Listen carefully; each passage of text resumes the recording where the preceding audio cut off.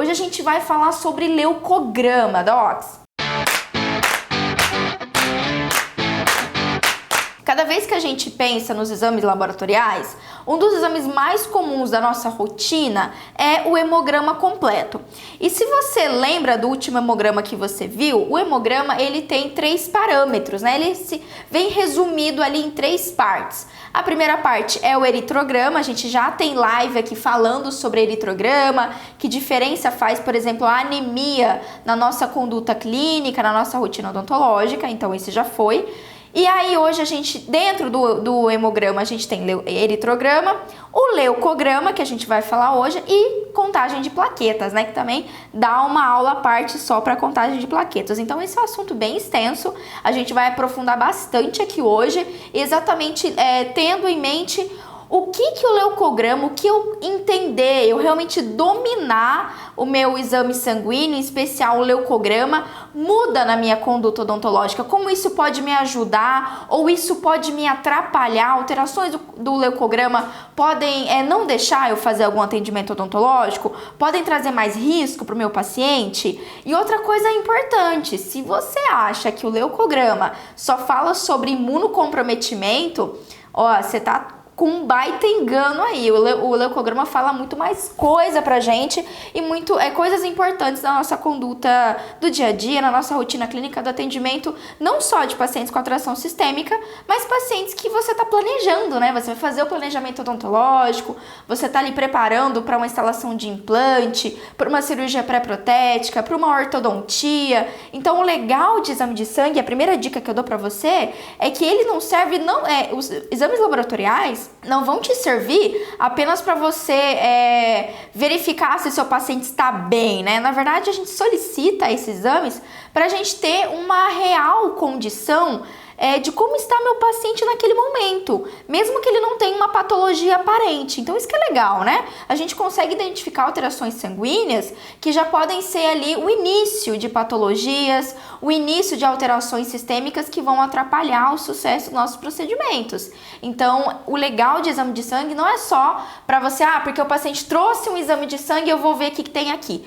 Não, na verdade, Doc, praticamente o início de qualquer planejamento odontológico, e não precisa ser um super planejamento, mesmo um planejamento menor, é fundamental, isso deveria ser protocolo na sua rotina clínica, a solicitação de exames laboratoriais. Então, esse é um tema que eu gosto pra caramba, é um tema muito interessante, que eu venho estudado de uns anos pra cá um pouquinho mais, exatamente pelo perfil de paciente que eu atendo, né, que são pacientes com atração sistêmica, e não só por causa disso, mas é uma procura. Eu tenho muitos colegas que eu dou ali uma consultoria, digamos assim, ajudo no planejamento de implante, planejamento de implante, especialmente é campeão, né? Recebo muita coisa de implante. Tenho recebido muitas perguntas sobre harmonização. Eu tava agora em Natal, eu palestrei lá no Fala Pamela e teve uma colega dentista que veio falar exatamente sobre isso, né? Ela mesmo fez harmonização no rosto dela, teve um processo inflamatório importante, teve uma complicação na ROF e exatamente a gente estava discutindo ali, ela veio me perguntar sobre se tem algum tipo de exame laboratorial, se tem algo que eu poderia investigar, que ela mesma poderia solicitar para ela, algum tipo de exame que indicasse alguma alteração fisiológica ou patológica que atrapalhou o sucesso da ROF. Então isso é muito legal, nossa, legal pra caramba. Eu tenho estudado cada dia mais, especialmente ROF, que é uma coisa um pouco nova para mim, e tem muita aplicabilidade, Doc. E hoje a gente vai focar no paciente que tem ali, a gente vai focar no leucograma, ok? Então, o leucograma, ele é um exame que ele me ajuda no atendimento de um paciente com atração sistêmica, mas ele também me traz muita informação do paciente ígido, tá? Do paciente jovem, ok? O paciente que aparentemente não tem nenhuma alteração de saúde. Por isso que é legal a gente investigar. Se você olhou a última vez que você pegou um hemograma, né? Você notou que a gente tem vários parâmetros ali, eritrograma, leucograma, plaqueta, beleza. Dentro do leucograma, eu tenho vários parâmetros, eu tenho vários tipos de células de imunidade, né? Células de resposta imune. Cada parâmetro, cada nomezinho que você tem ali no leucograma, a gente tem um tipo de célula diferente. Então vamos relembrar lá o leucograma. Primeiramente, a primeira informação que você tem geralmente no leucograma é o leucócito, tá? Deixa eu pegar agora meu outro resumo, Doc. Leucócito. Então, dentro do leucograma, eu tenho o leucócito. Leucócito representa todas as nossas células de imunidade, todas as nossas células que trabalham na nossa resposta imune, tá, Docs? Então, ali, leucograma, o linfócito representa todo mundo, então é o volume total ali, o volume total de células células de resposta imune, beleza? Bom, dentro do leucócito, então, no número de leucócitos, ali dentro, Doc, eu tenho vários outros tipos, tá? De células. E aí, esses outros tipos são exatamente quais? A gente tem dividido os leucócitos em granulócitos e agranulócitos, ok? Granulócitos são os leucócitos que tem ali aqueles grânulos, né, dentro da célula. Quem a gente tem como representante? Neutrófilo, eosinófilo e basófilo, beleza? Lembra lá quando a gente estudou imuno, enfim. E aí a gente tem os agranulócitos, que não tem esses grânulos, digamos assim, que são os linfócitos e os monócitos. Então, o primeiro valor geralmente que você vê ali no leucograma é essa contagem total de células brancas, né, de células de defesa, os leucócitos, certo? Então, esse é o primeiro número. E dentro daquele número, então, a gente tem as outras células. Se você notar, Doc, quando a gente olha um exame, geralmente o leucócito, ele vem ali no número total. Então, geralmente é o número de células por milímetro cúbico. Então, ali naquele tantinho, naquele milímetro cúbico de sangue, eu tenho um determinado número de células brancas, células de defesa. Fechou? Ok? Dentro do volume sanguíneo todo, eu tenho as células vermelhas, que está representado pelo eritrograma, eu tenho as plaquetas, eu tenho ali no plasma, né? E eu também tenho as células brancas, as células de defesa, os leucócitos. Fechou? Aí, as demais células, no exame você vai ver que elas estão representadas em porcentagem. O que isso quer dizer, Pamela? Quer dizer que dentro do linfócito eu tenho tantos por cento de bastonete, tantos por cento de segmentado, tantos por cento de basófilo. Então, ele geralmente é dado em porcentagem. Todas aquelas outras células, elas vão, na soma delas, eu tenho 100%, que representa os 100% de leucócitos. Fechou? Deu para entender aí esse pequeno esqueminha, né? Esse início pra gente? Beleza, se você entendeu, top. Vamos começar então pelos leucócitos. Então, os leucócitos são aquelas células que são ali pra gente a nossa defesa primária, né, na resposta imunológica. Então, tô ali, teve uma infecção odontológica. As primeiras células de resposta serão os leucócitos. Então, ali migra a galera, né? E eles formam toda a resposta autoimune depende desse grupo de células, desse grupo de leucócitos. Bom, como eu falei para vocês, a gente tem ali a divisão, então eu tenho os granulócitos e os agranulócitos, beleza?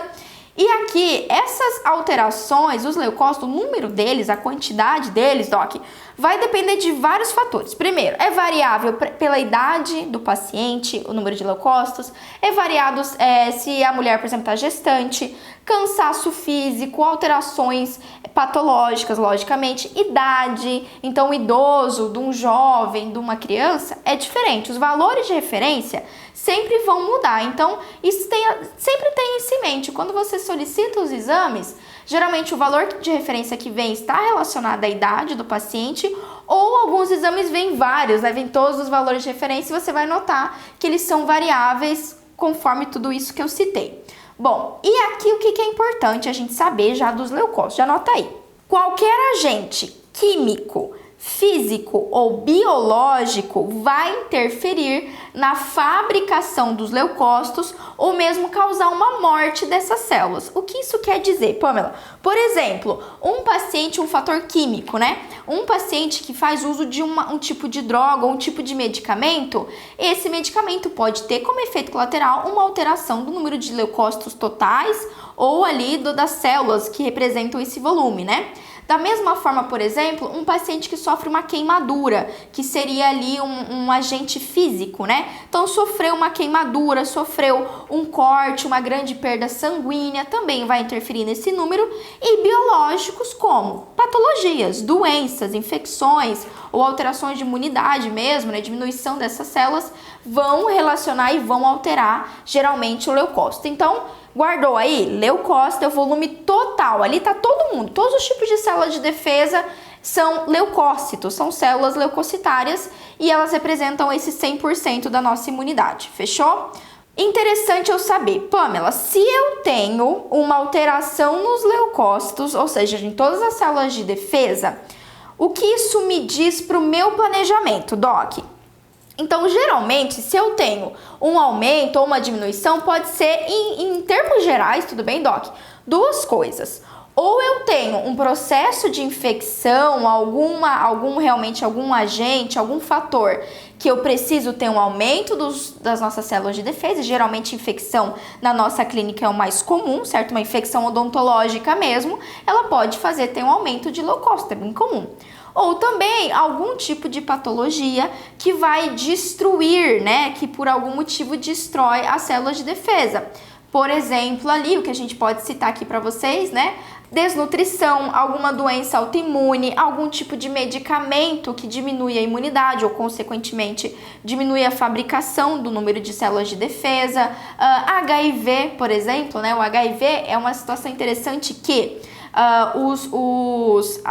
o vírus causador do HIV, ele se multiplica dentro de leucócitos. Então, ele entra na célula de defesa e ele utiliza o DNA das células de defesa para se replicar. É por isso que é tão difícil você controlar essa patologia, que você precisa de vários medicamentos extremamente fortes para matar aí, né, impedir essa formação de novos vírus e a destruição de células de imunidade. Tá legal? Então, tudo isso representa os leucócitos. Anota aí. Você pode encontrar ali no seu exame sanguíneo uma leucocitose ou uma leucopenia. Cada vez que você ouvir penia, quer dizer que é diminuição, e citose quer dizer aumento. Beleza? Guardou aí? Então, ó, uma leucocitose, um aumento de leucócito. Por que acontece isso? Pode ser uma inflamação, pode ser um abscesso dental, geralmente está relacionado a infecções agudas, pode ser por causa de uma neoplasia, né, um paciente ali com algum tipo de câncer, leucemias, linfomas.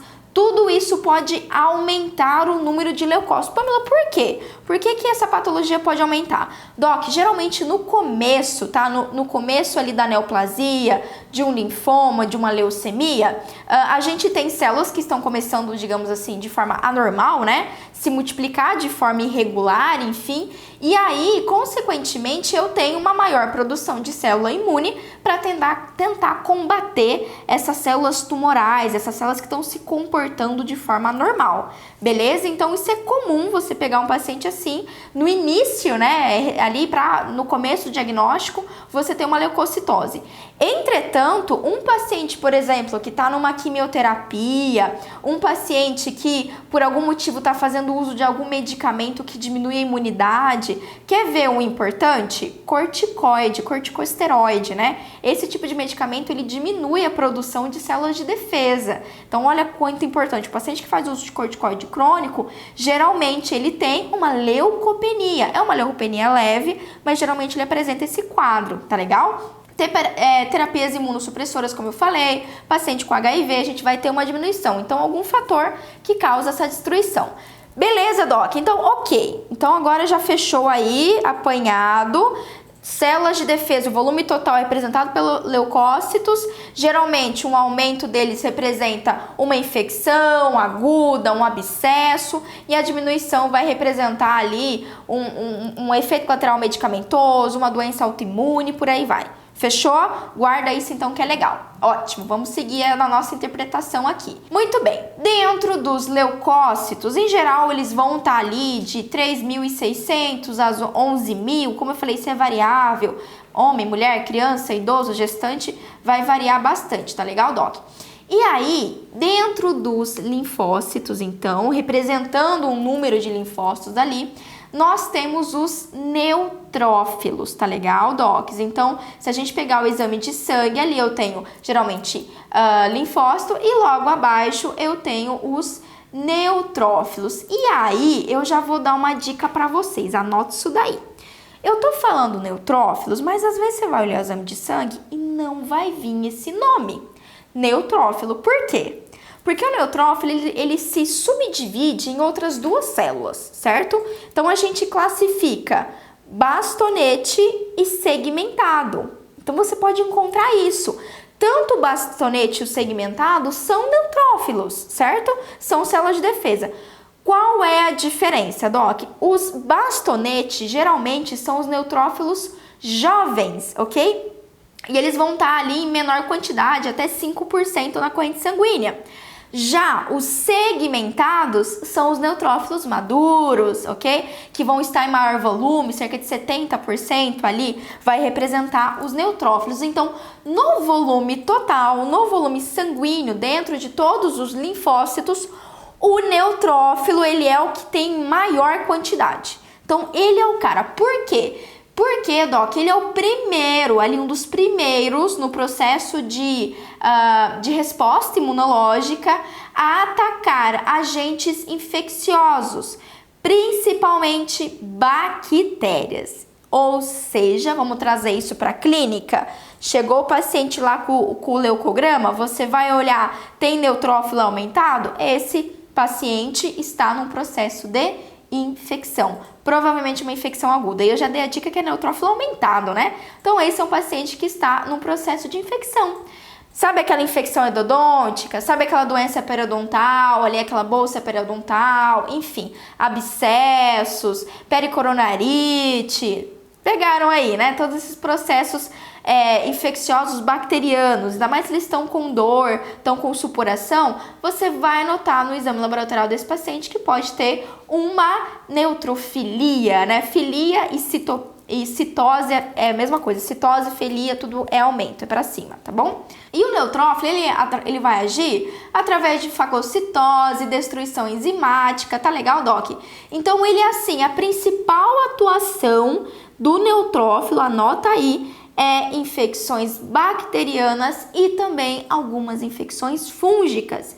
E eles vão representar o maior número, o volume maior, né, dentro de todos os linfócitos, todas aquelas células, o maior número dos linfócitos. Então, é representado pelos neutrófilos, tá legal? Neutrofilia, né, Pamela? O aumento de neutrófilo, como eu citei, pode ser por infecção, pode ser por abscesso, pode ser também quadros de infarto agudo, tá? Paciente que teve infarto agudo recente, ele pode ter um aumento desse número de células. Queimadura, neoplasias, necrose tecidual. Olha aí mais uma vez aquele abscesso bonito, né? Ou pode acontecer isso daí. Uremia, acidose, enfim, tudo isso pode levar a um aumento de neutrófilos. E da mesma forma, situações que ocorrem uma neutropenia, uma diminuição de neutrófilos, vai ser desnutrição, paciente em quimioterapia, esse é o mais comum da gente ter quadro de quimioterapia, mononucleose infecciosa, olha só, que inclusive é uma infecção oral, né? Hepatite, rubéola, enfim.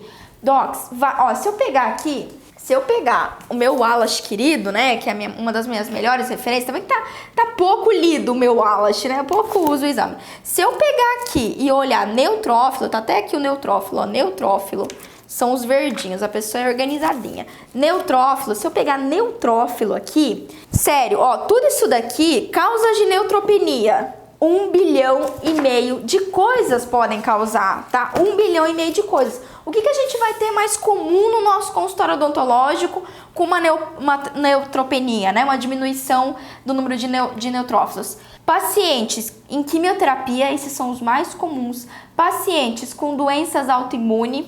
Pacientes em uso de corticosteroide, você pode ter esse achado.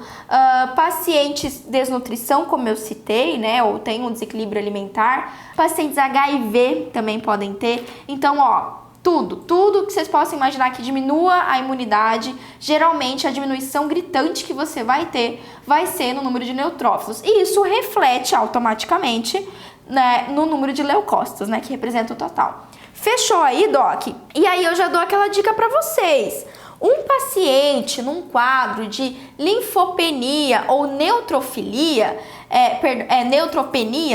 é um paciente já que está, obviamente, com a imunidade comprometida. E sim é um paciente candidato a você avaliar uma terapia antibiótica antes de você fazer um procedimento mais cruento, ok? Então, leva isso em consideração, isso é importante pra gente. E esse aí já é a primeira situação, primeira dica que eu dou clínica pra você. Solicitou exames do seu paciente, eu vi um quadro de linfopenia ou neutropenia, eu confundo filia com penia, normal. Neutropenia, a gente já avalia, opa, peraí, aqui provavelmente eu vou ter que fazer uma terapia antibiótica nesse paciente ou mesmo uma profilaxia para eu fazer meu procedimento odontológico. E anota aí para nunca mais você esquecer na sua vida. Cada vez que eu pego na literatura, tá? Você pode buscar agora, vai lá agora no PubMed e dá uma lida em paciente com imunidade baixa, paciente em quimioterapia, enfim, qualquer processo, qualquer patologia que leve à diminuição da imunidade. Pegue esse artigo e dá uma olhada. Já tá muito claro, Doc. Se eu pego um paciente HIV é o mais clássico, né? HIV ou mesmo quimioterapia. Esse paciente está com a imunidade baixa. Eu já vi muitos colegas deixarem de atender esse paciente porque a imunidade dele tá baixa. Com a seguinte justificativa, isso já pode ter acontecido com você, porque realmente gera um pouquinho dessa, digamos assim, essa confusão. Ah, Pamela, olha, o meu paciente está com a imunidade baixa. Portanto, é muito arriscado eu fazer uma exodontia nele. Ora, se eu fazer uma exodontia, eu tenho o risco de ter uma infecção maior ali, do paciente ter uma infecção do sítio cirúrgico, a imunidade dele tá baixa, pode exacerbar essa infecção. Então, eu prefiro não mexer, eu prefiro não extrair, eu prefiro não fazer o tratamento periodontal, isso pode piorar, pode agudizar. Geralmente, esse é o pensamento, esse é realmente intuitivo. Ter isso na nossa mente. A nossa mente já vem nisso. Paciente com imunidade baixa está contraindicado o tratamento odontológico. Porém, quiçá, todavia, ok? Na verdade, Doc, é o extremo oposto. Se ele tá com a imunidade baixa, Doc, imagina esse paciente com a imunidade baixa e ainda tem uma pericoronarite. Nesse quadro, ele não vai ter uma pericoronaritezinha, enfim, inventei aqui a palavra. Ele vai ter uma puta pericoronarite. Isso é muito grave. Se a gente mantém o foco de infecção em paciente com imunidade baixa, a chance dele ter uma sepse, a chance dele ter um abscesso em região de mediastino, de ele vir a óbito literalmente por causa de uma infecção odontológica, ela é alta, altíssima, ok? Portanto, a literatura tá clara pra gente. A primeira dica que eu dou pra vocês: se você encontrou um paciente com a imunidade baixa, já vai direto, mas vai assim na voadora do controle de infecção odontológica. Isso vai ser primordial pra gente evitar comorbidades e a piora do quadro de saúde do paciente. Legal? Beleza? Muito bem. Pamela, qual a melhor referência para estudar exames laboratoriais? O Wallace, Elaine. O Wallace é excelente, tá? Assim, vou dizer a real para vocês do Wallace. Ele é bem médico, esse é um livro médico. Então ele mostra o exame, o que quer dizer aquele exame, mas assim, ele não dá a aplicabilidade odontológica, tá? Ele não vai dizer pra você, nesse caso faça isso ou faça aquilo, não. Ele fala pra você as possibilidades, as infinidades, né? Todos os tipos de patologias envolvidas com aquela alteração laboratorial. Mas eu adoro, é um livro que eu super uso. Não dá pra gente só se basear nele, porque como eu falei, ele não é odontológico, ele é médico, então você tem que ter outras informações. Fechou, neutrófilo, Doc? Então fica já a dica. Se você deixou de atender um paciente por causa da imunidade baixa dele, muda esse seu mindset, tá? A literatura é bem clara pra defender a gente. Depois você dá uma aprofundada lá no PubMed e vale a pena. Fechou? O segundo grupo que eu quero trazer pra vocês, anota aí, que é super legal. Na verdade, esse eu vou dizer casadinho. É o eosinófilo e o basófilo.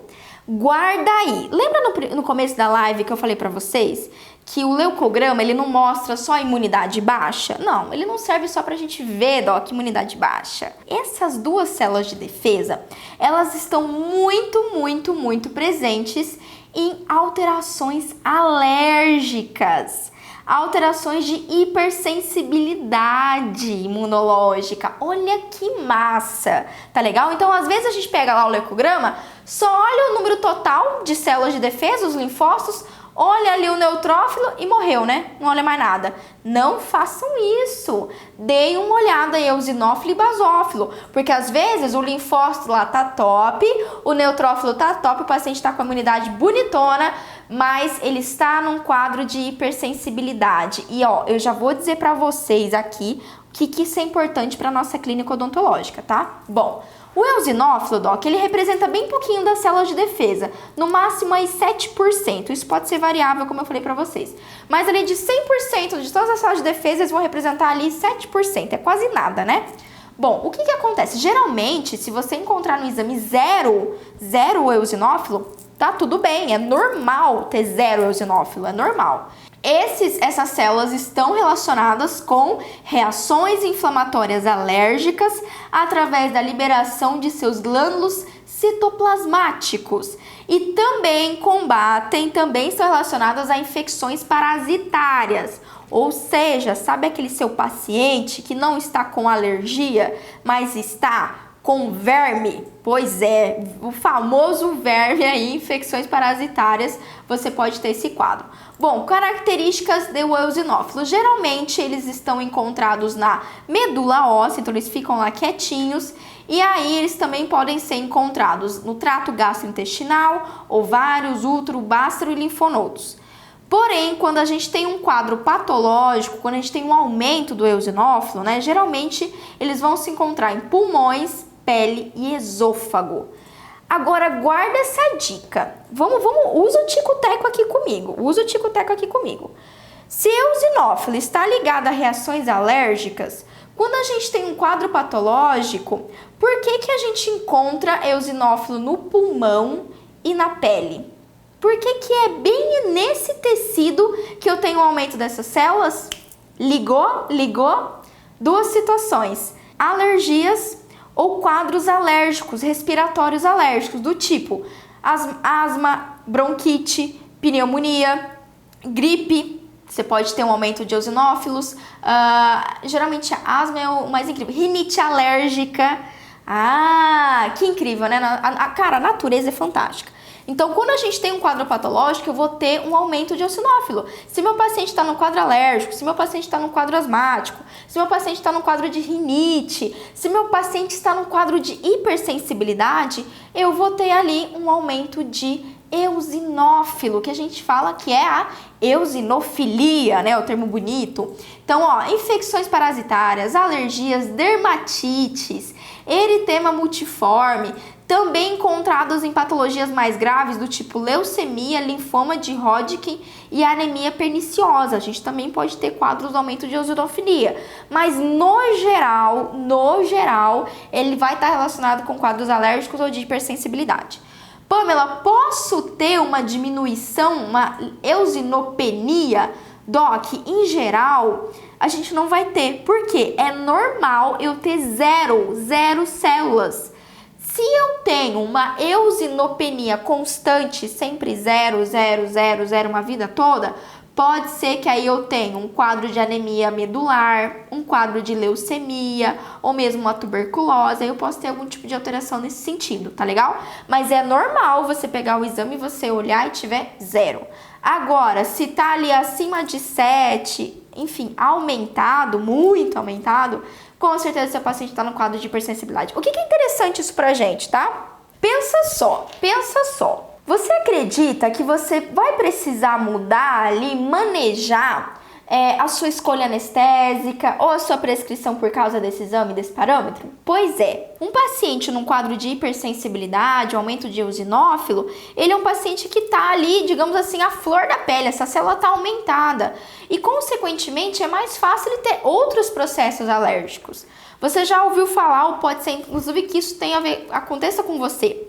Alguns pacientes parece que tem alergia de tudo. Já não viu isso? Tem alergia a medicamento, tem alergia a comida, tem alergia a corante, enfim, tem alergia a 500 mil coisas. E isso pode realmente estar relacionado a quadros de hipersensibilidade. Então, se o seu paciente está num quadro assim, pode ser que você precise optar por um anestésico que cause menos reações alérgicas, ok? Pode ser que você precisa evitar um tipo de medicamento ali, prescrever, dependendo do caso, prescrever um antibiótico, Inclusive, a amoxicilina, por exemplo, é um dos antibióticos que mais tem correlação, né, com alergias, né? Na verdade, toda a gama de penicilinas. Então, a gente sim vai ter que ter uma abordagem diferente se eu encontro isso. E você ali nem dando moral pro eosinófilo e pro basófilo também, tá? Pamela, como assim? O basófilo, ele também está relacionado a alergias, Doc. Ele também está relacionado a quadros de hipersensibilidade. Só que qual que é a diferença aqui? Ele vai aparecer quando a alergia tá tensa, quando aquele paciente está com aquela urticária, tá com angioedema, quando é uma alergia grave, eu vou ter um aumento de basófilo, porque geralmente o máximo que ele vai ficar na corrente sanguínea é 2%. O normal é 0, lembrando, o normal é 0 para essas células, mas ele vai estar ali 2%. Se ele aumentou eosinófilo, aumentou basófilo, é um quadro de hipersensibilidade grave, tá? Mais grave ainda e mais cautela eu vou ter que ter no meu manejo. Fechou? Mas olha que legal, né? Que coisa interessante. A diminuição, né, uma basofilopenia ou uma eosinopenia é comum, é esperado que a gente encontre isso no nosso exame.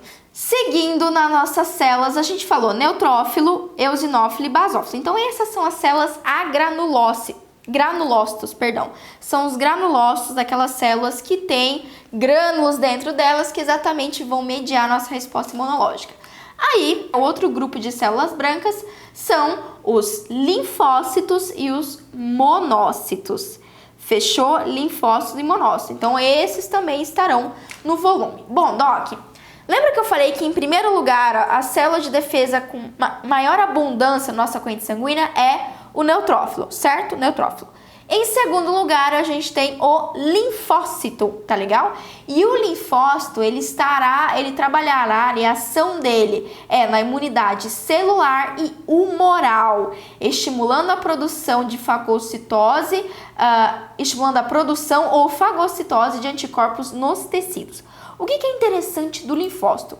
Ele trabalha ali junto com o neutrófilo. Então, ele é o cara que vai, por ser em maior número, né? Ele vai ser ali os primeiros combatentes, a primeira resposta humoral. O que é legal do linfócito? O linfócito, ele tem vários tipos, tá? Lembra quando a gente estudou lá na faculdade, imune, enfim? Então, o linfócito, eu tenho do tipo natural killer, né? As células natural killer. Eu tenho os linfócitos T, que são mediados pelo timo. Eu tenho os linfócitos B, que são derivados da medula óssea. Então, eu tenho vários tipos, tá? E cada um desses daqui, Doc, eles vão agir de formas diferentes, tá? Quando a gente pede o exame o leucograma, você tem o número total de linfócitos, né? Para você ter aqui linfócito T, linfócito B, linfócito CD4, por exemplo, a gente tem que pedir uma contagem diferencial só para linfócito. E esse é um tipo de exame bem específico, geralmente a gente não utiliza. A única situação que eu peço um exame muito específico, tá, é linfócito CD4, que nesse caso a gente tem para pacientes com HIV positivo, né? Então, aqui a gente avalia um pouco melhor esses pacientes, como ele está tratando, como que está a resposta, a carga viral, então a gente analisa junto. Mas em geral, pra gente, o número total de linfócitos é o que interessa, tá bom? Linfocitose, né? O aumento de linfócitos. Vamos lá, o que isso me diz do meu paciente? Bom, também está relacionado a infecções agudas, especialmente infecções virais, tá, Doc? Imagina aquela gripe, influenza, ou mesmo mononucleose, Epstein-Barr, hepatite, herpes, tá legal? Então, infecções assim bacterianas ou infecções virais de caráter agudo, eu vou ter um aumento de linfócito. A diminuição, ó, tem uma lista, mas o que é mais comum, né? Por exemplo, paciente com sepse, paciente ranceniano, que eu já atendo muito paciente, atendia bastante, agora diminuiu um pouco. Paciente em quimioterapia, paciente fazendo uso de corticoide, paciente que faz radioterapia, paciente com doença autoimune do tipo lúpus, artrite, síndrome de Guillain-Barré, enfim, pode ser muita coisa. O que você precisa saber disso daqui, tá?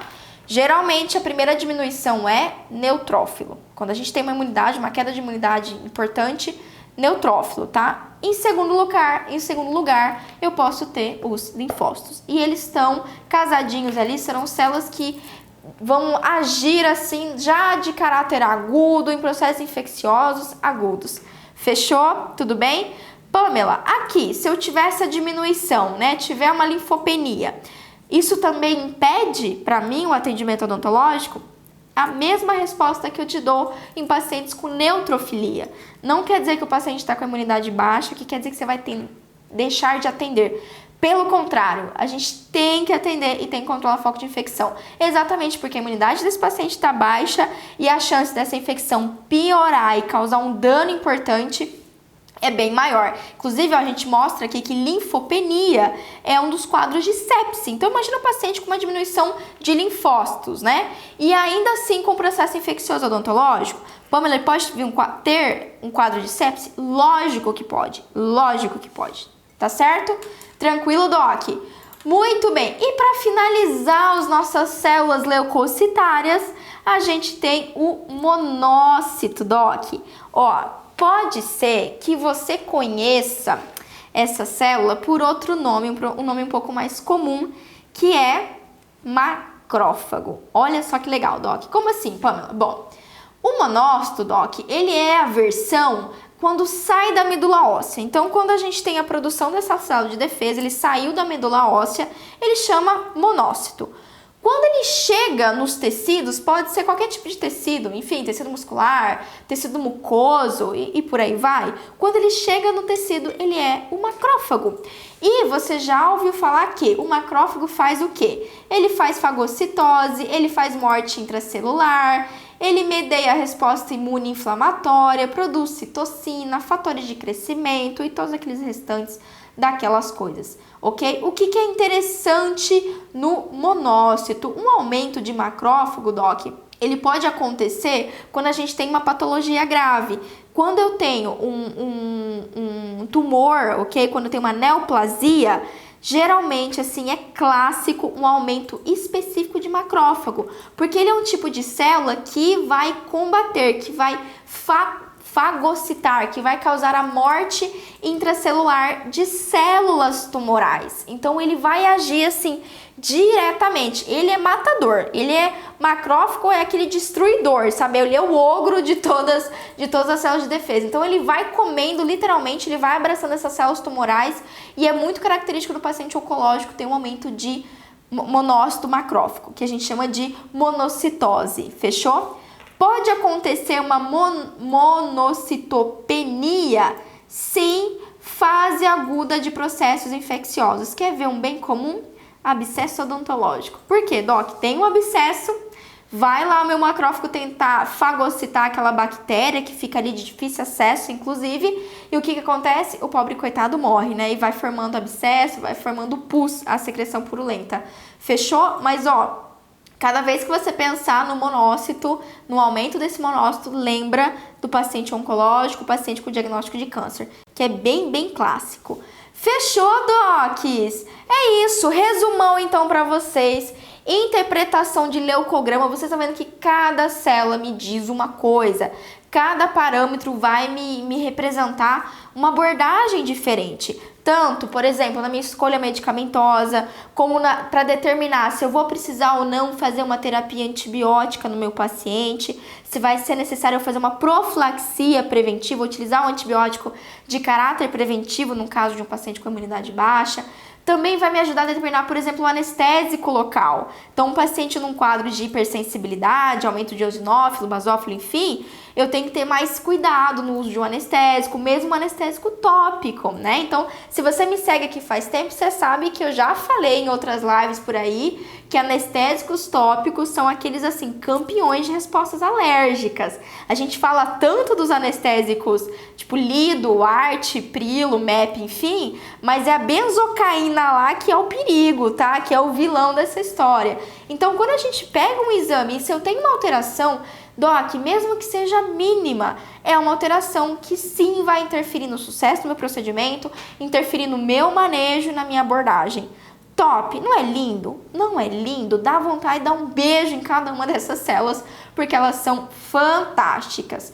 finalizado aqui, ó. A Pamela, eu tô assistindo essa live depois. Se você tava assistindo essa live depois, ou você que tá aqui no YouTube e está assistindo essa live depois, tem alguma dúvida, deixa aqui embaixo nos comentários que eu vou ter o maior prazer de te responder. Pamela, não tenho nenhuma dúvida, eu entendi tudão. Ótimo, então coloque aqui pra mim se você aprendeu uma coisa nova ou um caso clínico que você vivenciou, que eu leio todos os comentários, eu vou adorar compartilhar com vocês.